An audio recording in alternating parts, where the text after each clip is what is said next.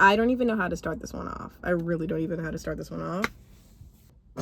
Welcome to my casual YouTube channel where we talk about absolutely anything casual or monumental in relation to life and life's events and TV shows. And sometimes we get sad and think about the fact that we've had really shitty friends and want to rant about the fact that we should not be accepting that anymore and that we should not have to ask people who say that they're our friends to care about us. My name is Ruth Seneca, and I've had a lot of friends in these past couple years. I don't even think up until this year, turning 25, that I've actually never not had friends. I thought that like you just have some friends who are sometimes a little bit better than others. I kind of want to hit on the ways in which I realized that bad friends are kind of poisonous to you. And I realized this when I went through a really hard time. But even when you're not going through a hard time, even when you're like nothing is happening to you, your bad friends are still poisonous to you because they make you doubt your worth with their treatment of you. You know what I mean? And up until this year, I thought that I just was somebody that just had friends that sometimes would do like give bad treatment, and that's just what you had to put up with because like that's what you have, that you just have to go through those things with friends sometimes. And you do not deserve bad treatment. You do not deserve always constantly second guessing if you should have better friends. You should not constantly be thinking, I wish this person would show up for me. You don't have to think that way. And I really thought that like that's just what life was. Life is just sometimes you get good friends, sometimes you get bad friends. And sometimes people care about you and sometimes they don't, and they don't have that capacity. Wrong! And I only realized this after having genuinely good friends. I only have like 3 actual friends. And the thing is, I would rather have 3 actual friends than like 10 who I know don't actually care about me, because I pretty much have gone through that transition as of these past couple of years. So thinking about why bad friends can be poisonous for you, kind of like I said, they make you doubt yourself. I grew up kind of unstable. I moved around a lot up until high school. And then after high school, I went to college. Up until maybe college, definitely very much a people pleaser. Like when you move around a lot, and maybe you feel this even if you haven't moved around a lot, you are as agreeable as possible. You are down for anything. You are moldable. You adapt to those around you. That's how you are likable. And I, for most of my life, just wanted to be likable to people, and I wanted people to want to be around me. Even if it costed me authenticity, it's like, well, that's the cost of friendship.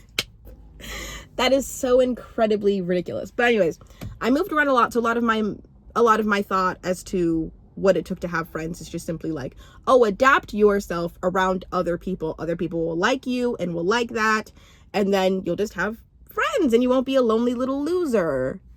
2 things can exist at once. Actually, a lot of the time, if you're a people pleaser and you make it so that everyone likes you, you kind of are a lonely little loser. It wasn't until high school, maybe the start of college, where I realized like, oh, I don't have to be a people pleaser for people to like me. I can be my exact self and the right people will kind of flock. And if we connect, we'll be friends. If we don't, we absolutely don't have to be. But there are some times where like some friends, you just have around because you're scared to be lonely. And there are some times where I have been a person to people.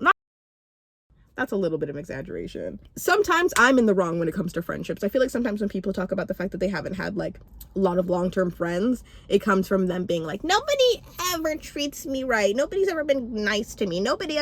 It's like, no, people have been nice to me, and I have been a coward in not letting them know I don't want to continue a friendship, and that is like on me. There are a lot of friendships that there've been a couple friendships that have ended due to like me not communicating or not putting in effort, Some things I've realized since actually having really genuinely good friends is that I don't have to keep up with all of the like bad friend habits that like bad friends have. Like, I feel like I've gotten used to over these past couple years people who just like do not know how to talk about anyone other than themselves. And I've kind of been like, oh, well, some people are just like that. It's okay if some people don't ask you questions about yourself.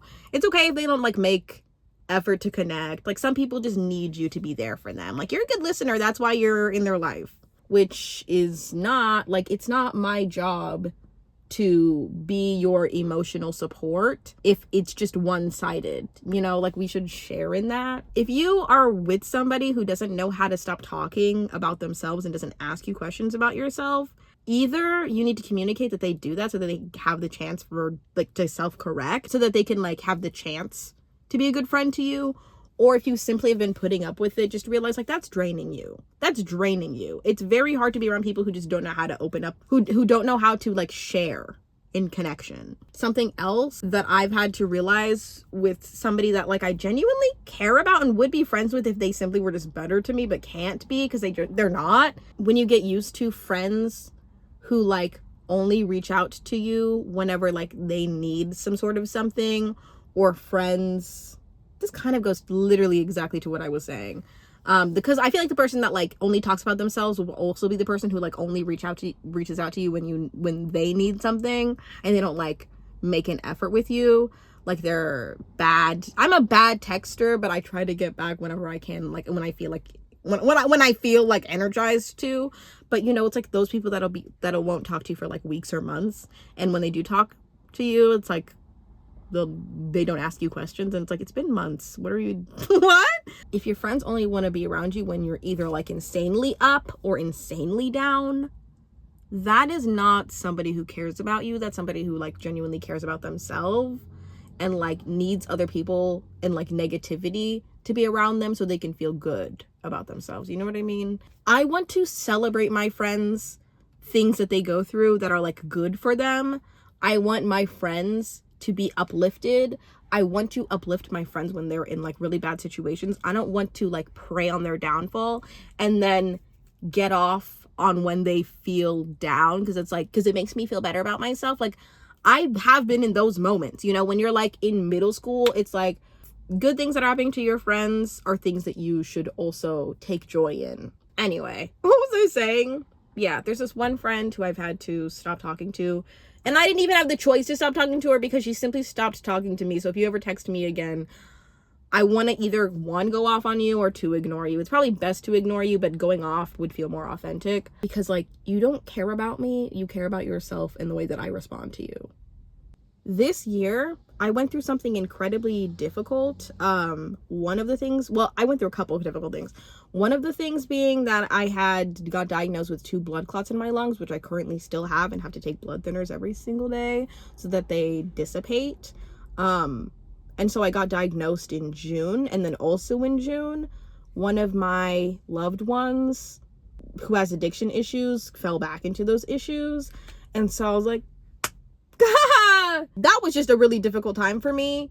And my friends who actually love me and care for me stepped up for me, like, made a noticeable effort to let me know that they were there for me. And, like, before this year, I would have had to let, like, my friends know that I was going through a hard time, and then I would have probably had to, like, beg them to be there for me. And this year, like, I just told my friends when we, like, checked in about what the heck was going on, and they just, like, showed up for me, you know. And it's crazy to think, like, oh yeah, your friend showing up for you, that's really revolutionary. No, for some people who are not used to it, it is. I don't want this to be this type of a video. I feel like when you get used to bad friends, when you accept bad friends into your life, you start accepting things that are, like, very hurtful, and you just kind of excuse them because you think that that's the way that life is, and it's not. When I got engaged, I had a roommate who, in the beginning, we were, like, good friends. We were close friends, probably the closest friends we had on campus. By the end of college, we were not friends. When I got engaged, I told this girl, because I came up to where my fiance at the time, lived. He proposed to me, and I was like, oh my God! I was like, I can't wait to tell everyone. I, like, called all the people that I wanted to call, and then I wanted to surprise my roommate, who I was kind of close to at that time. And I came into our dorm room. She was just sitting on the bed, and I was like, oh my God, look, I got engaged. This is her verbatim. I'm not even exaggerating. I wish I was exaggerating. It would have hurt a lot less, but this was her. She's on her computer. She looks up as I walk through the door. Oh my God, I got engaged. Oh, wow. Oh, nice. I'm sorry, what was that? I'm sorry, what? I'm sorry, what? I had done nothing malicious and horrible to this girl, except for the fact that we maybe had like some personality differences. And she just looks at me and goes, oh, nice. And then goes back to whatever she's doing. When you have bad friends and they don't celebrate the things that should be celebrated, it's so deeply upsetting, and it's so like outrageously disgusting that it makes you think like, what the hell? Like, we've been roommates for, in that moment I was like, why would I deserve better than that. Like oh wow. But no, all this girl had to offer was like, oh wow, not like oh my god, tell me all about it. She wasn't happy for me. This girl wasn't happy for me. This girl didn't even give me like bare minimum acknowledgement. She didn't see my happiness and share in my happiness. And we weren't like, I don't even think we were like going through anything at that time. That simply was her, and that's the way she operated. And it grosses me out. I didn't even call her out on it. We never talked about it after that. We kind of just proceeded as usual. And she just was kind of like a bad friend in that moment. And I just was kind of like, well, whatever, that's just her personality. No, your friends, when you are like, I got engaged, should be like, oh my God, what the, like. And the craziest thing is after that, despite having conversations with people being like, should I invite her to my wedding? I should. She's my roommate. I have known her. I do like her. After contemplating it and sending her an invite to my wedding, you know what she responds to me with? Say, hey, what's your address so I can send my wedding invitation to you? So you can get your wedding invitation. This girl responds with nothing. Says nothing until like maybe a couple either months or weeks later, however long, and says, Happy Thanksgiving. I am not kidding. This girl does not acknowledge the fact that I'm asking her for her address so I can send her a wedding invitation to a wedding I don't even want her to attend, and says Happy Thanksgiving.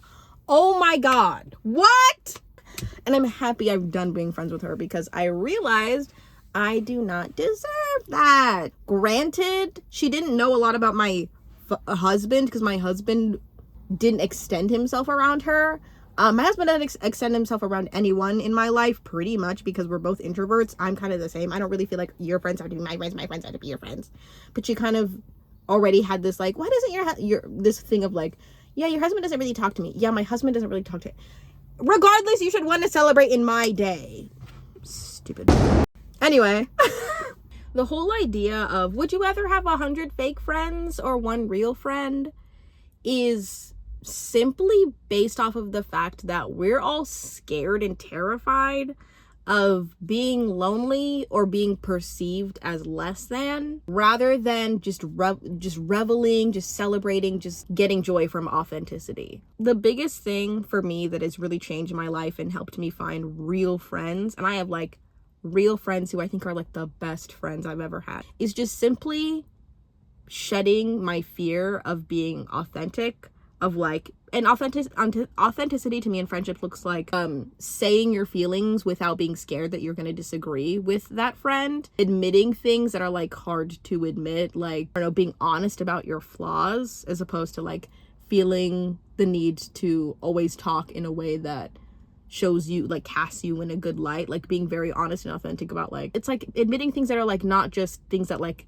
evoke pity, but things that are also just embarrassing for real. Authenticity is also, I feel like, having the courage to let bad friends know that they're being bad friends so that they have the chance to course correct. And sometimes it works out, and sometimes you just realize like that person is a bad friend and they do not need to be in your life. You know what I mean? But seriously, I want everybody else to have great authentic connections and to have good friends, because good friends, if bad friends are like poison, good friends are truly like sweeteners. I hope you took some value from this, even if it was just simply just like entertainment that you're like cleaning to, or if it's something that like you needed to hear. I really hope that you felt in any way, shape, or form the value that I felt in speaking it. I don't even want to end this. This feels bad. But wherever you are, whoever you are, whatever you're doing, whatever time of day it is, I hope you have an amazing morning, afternoon, or night. And I genuinely hope that you have good friends. And I hope that you are living an authentic life, making authentic choices, and being authentically happy.